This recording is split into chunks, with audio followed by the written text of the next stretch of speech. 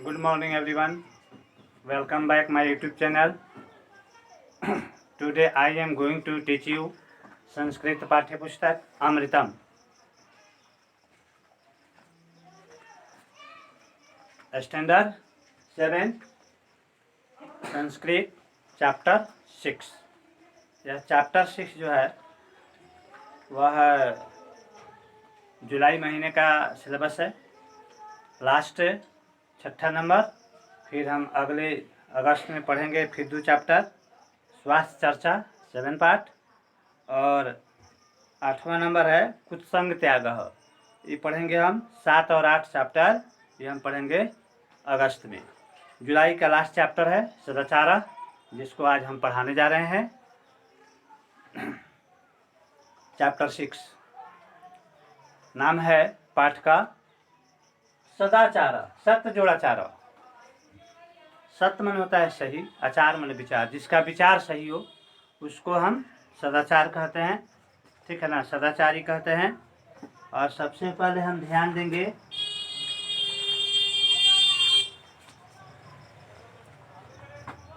पाठ पर। आइए, यह है सदाचार। यहाँ लिखे हैं सदाचार, ठीक है ना। तो सदाचार जो है सत्य जोड़ाचार, सही विचार। 6ठा नंबर पाठ में जो सदाचार है इसको हम पढ़ेंगे। Open your book and listen to my श्लोकार्थ। हम जो श्लोक आपको पढ़ाने जा रहे हैं उसको ध्यान से सुनिए। किताब में देखिए नंबर 1। आइए शुरू करते हैं। अभिवादनशीलस्य नित्यं वृद्धोपवेशिनः चत्वारि तस्य वर्धन्ते आयु विद्या यशो बलम। ध्यान दीजिए। अभिवादन, अभिवादन का अर्थ होता है प्रणाम करने वाला। अभिवादन मतलब प्रणाम। शिलस्य, अभिवादन शिलस्य का मतलब हुआ प्रणाम करने वालों की। नित्यम मतलब हमेशा, रोज। वृद्ध उपवेशिनः, वृद्धों की सेवा करने वालों की। चत्वारि तस्य वर्धन्ते, चत्वारि मतलब 4, तस्य उसके, वर्धन्ते बढ़ते जाते हैं। क्या बढ़ते जाते हैं? आयु मतलब एज, उम्र। विद्या, विद्या मतलब विद्या। यशो बलम, यश और बल। अब इसका हम अर्थ मिलाएंगे। अभिवादनशीलस्य नित्यं वृद्धोपवेशिनः चत्वारि तस्य वर्धन्ते आयु विद्या यशो बलम। जिसका अर्थ हुआ प्रतिदिन, ध्यान दीजिएगा, जिसका अर्थ होता है प्रतिदिन बड़ों को प्रणाम करने वालों की और वृद्धों की सेवा करने वालों की। यानी प्रतिदिन बड़ों को प्रणाम करने और वृद्धों की सेवा करने वालों के 4 चीजें क्रमशः आयु, विद्या, यश और बल बढ़ते जाते हैं। बात समझ में आ गई? फिर से इसको हम रिपीट कर देते हैं। कहता है कि अभिवादनशीलस्य नित्यं वृद्धोपवेशिनः चत्वारि तस्य वर्धन्ते आयु विद्या यशो बलम। इसका अर्थ हुआ कि अपने से बड़ों के प्रणाम करने, वृद्धों की सेवा करने वालों के आयु, विद्या, यश और बल, एक क्रमशः 4 चीजें बढ़ते जाते हैं। करेक्ट। दूसरा नंबर पढ़ते हैं, देखिए पुस्तक में। सत्यम ब्रियात प्रियम ब्रियात न ब्रियात सत्यम अप्रियम प्रियम च नानृतम ब्रियात ऐसा धर्म सनातन। बहुत बढ़िया है। सत्यम ब्रियात यानी सच बोलना चाहिए। प्रियम ब्रियात, प्रिय बोलना चाहिए, सच बोलना चाहिए, प्रिय बोलना चाहिए। न ब्रियात सत्यम अप्रियम, सत्यम अप्रियम। कह रहा है कि अगर सच है लेकिन अप्रिय है तो उसे नहीं बोलना चाहिए, ठीक है। प्रिय च न अनृताम, प्रिय हो लेकिन अच्छा न लगे, झूठ हो तो नहीं बोलना चाहिए। ऐसा धर्म सनातन, यही सनातन धर्म है।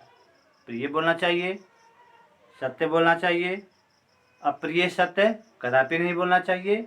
यही सनातन धर्म है। ठीक है। नंबर 3 में देखते हैं। नंबर 3 क्या देखते हैं, ये देखिए, हस्तस्य भूषणम दानम, हस्तस्य भूषणम दानम, सत्यम कंठस्य भूषणम, श्रोत्रस्य भूषणम शास्त्रम, शीलम सर्वस्य भूषणम। इस श्लोक का अर्थ हुआ कि हस्तस्य भूषणम दानम, यानी हाथ का गहना जो है दान देना है। हाथ का गहना दान देना, अगर किसी को आप दान देते हैं तो आपके हाथों की शोभा बढ़ जाती है, इसलिए दान देना चाहिए। तो हस्तस्य भूषणम दानम यानी हाथ का गहना दान देना है। सत्य कंठस्य भूषणम, कंठस्य यानी कंठ का आभूषण जो है वह सच बोलना है। सच बोलने से आपकी कंठ की शोभा हो जाएगी। श्रोतस्य भूषणम शास्त्रम, श्रोत, श्रोत कहते हैं कान को। कान का आभूषण क्या है? शास्त्रम, अच्छी बातें सुनना, शास्त्र को सुनना। शीलम, सर्वस्य आभूषणम, शील बने आचरण, आचरण जो है सबका आभूषण है। आइए इस श्लोक का अर्थ मिलाते हैं। हाथ का गहना दान देना है, सत्य बोलना कंठ का गहना है, शास्त्र को सुनना कान का गहना है, और आचरण जो है सबका गहना है। इसलिए आचरण को बरकरार रखना चाहिए, आचरण कभी खराब नहीं करने चाहिए। ठीक है। आगे देखते हैं 4 नंबर। वस्त्रेण वपुषा वाचा विद्या विनयेन च वकारैः पंच अभिमक्तो नरो भवति पूजिता। कहता है वस्त्रेण, वस्त्रेण का अर्थ होता है कपड़ा, इसमें तृतीया विभक्ति है।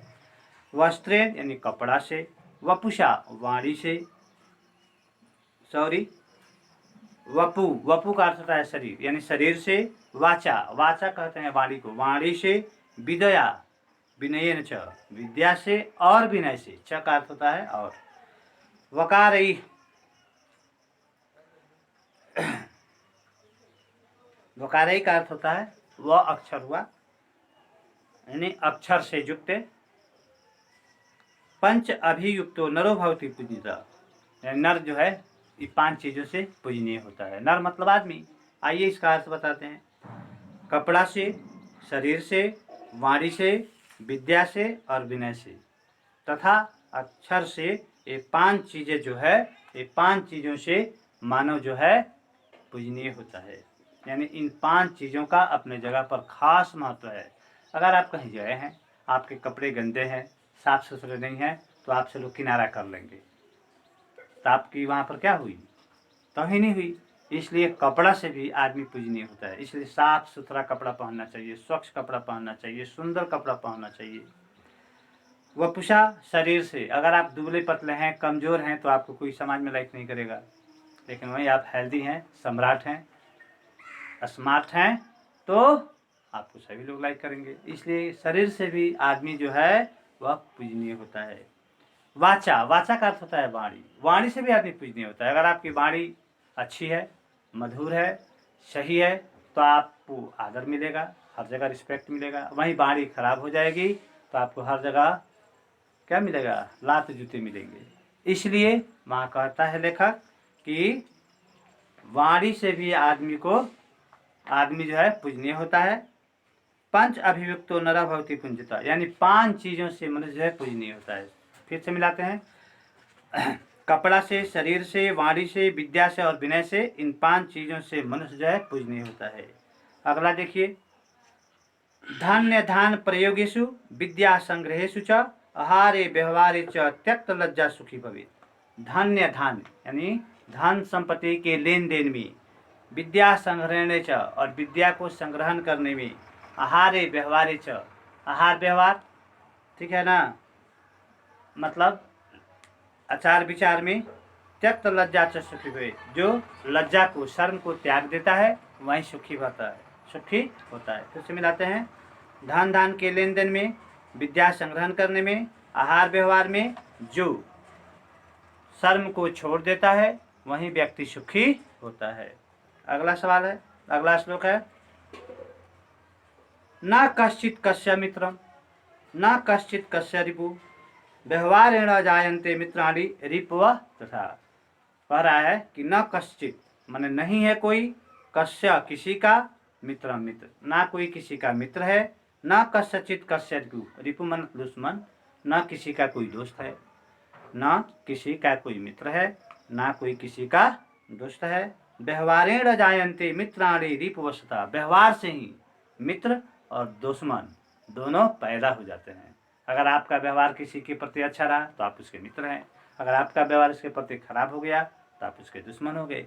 यही इस श्लोक में बताया जा रहा है कि ना कोई किसी का मित्र है, ना कोई किसी का दुश्मन है, व्यवहार से ही मित्र और दुश्मन पैदा हो जाते हैं। अब लास्ट श्लोक है, देखिए, नहीं वैरेण वैराणी सामन्त्यः कदाचन अवैरेण ही सामयन्ति ऐसा धर्म सनातन। वैर नहीं वैरेण, वैर का अर्थ होता है दुश्मनी, यानी वैर से कभी दुश्मनी जो है, दुश्मनी से कभी शांत नहीं होती। नहीं वैरेण वैराणी न शांतियः कदाचन, यानी वैर जो है दुश्मनी, कभी दुश्मनी से शांत नहीं होती। अवैर ही शांत्यति, अवैरेण का अर्थ होता है मित्रता से, यह जो है मित्रता से शांति शांति होती है, शांत होती है। सामयंती मतलब शांत होती है। ऐसा धर्म सनातन, यही सनातन धर्म है। यानी बैर जो है दुश्मनी, बैर से कभी शांत नहीं होती, यह मित्रता से शांत हो जाती है, यही सनातन धर्म है। बात समझ में आप लोगों को आ गई होगी। फिर एक बार इसको आप लोग पढ़ेंगे और फिर हम अगले समय में आपको एक क्वेश्चन आंसर आपको बताएंगे, ठीक है। फिर आपका जुलाई का कोर्स आज समाप्त हुआ, फिर हम अगस्त में शुरू करेंगे। चैप्टर हो जाएगा आपका 7 चैप्टर, ये जुलाई अगस्त के फर्स्ट वीक में शुरू होगा। स्वास्थ्य चर्चा, इसका प्रश्न आंसर आप लोग बनाएंगे, ठीक है। पूर्ण वाक्य न उत्तर, पूर्ण वाक्य में उत्तर दीजिए। एक नंबर, दोनों, पहला नंबर जो है विकल्प दिया हुआ है, शुद्धम विकल्पम चित्वा उत्तर, शुद्ध विकल्प चुन करके उत्तर लिखिए। उसमें विकल्प दिया हुआ है कस्य आयु विद्या जसलम वर्धन्ते, तो वहाँ दिया हुआ है, उसमें हो जाएगा घ नंबर, अभिवादन सदस्य वृद्धोपवेशन च। उसी तरह से आप बना लेंगे। कीदृशम सत्यम न ब्रूयात्, तो अप्रियम सत्यम न ब्रूयात्। सर्वस्य भूषणम किम अस्ति, ठीक है ना, सबका गहना क्या है, तो शीलम आचरण। मित्राणि रिपुवः केन जायन्ते, तो व्यवहारेण। वैराणी केन न शाम्यन्ति, दुश्मनी कैसे शांत होती है, तो शस्त्र। कंठस्य भूषणम किम अस्ति, कंठ का गहना क्या है, तो सत्यम, सत्य बोलना। इसी तरह से 2 नंबर क्वेश्चन है, पूर्ण वाक्य में उत्तर देना है। कस्य चत्वारि बनते, किसके 4 बढ़ते जाते हैं, बनाइएगा। फिर हम अगले क्लास में मिलेंगे, तब तक के लिए धन्यवाद।